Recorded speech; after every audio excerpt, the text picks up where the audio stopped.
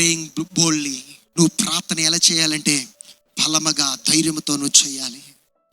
విధేయతతో నువ్వు దేవుడి యొక్క ఆ సన్నిధిలో నువ్వు జీవించాలి. దేవుడి యొక్క వాగ్దానములు పలుకుతూ ఉండాలి. ఆ రీతిగా నువ్వు ప్రవర్తించినప్పుడు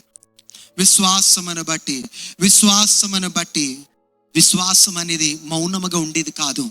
విశ్వాసం అనేది ఇబ్బందుల్లో ధైర్యముగా దేవుడితో మాట్లాడుట, ధైర్యముగా దేవుడితో నడుచుట, ధైర్యముగా ముందుకు వెళ్ళుట, అది చాలా ప్రాముఖ్యము. ఒకవేళ నువ్వు ఆ రీతిగా నువ్వు ప్రవర్తించినట్లయితే నీ జీవితంలో దైవ కార్యములను నువ్వు రుచి చూడగలుగుతావు. దైవ కార్యములను మనం అనుభవించడానికి ఒక మాట ఆయన సెలవిస్తే చాలు. ఆయన మాట ద్వారా సమస్తముని ఆయన జరిగించాడు.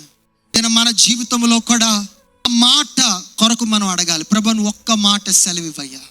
నువ్వు ఒక్క మాట సెలవిచ్చినట్లయితే జీవితము మారుతుంది, పరిస్థితులు మారుతాయి.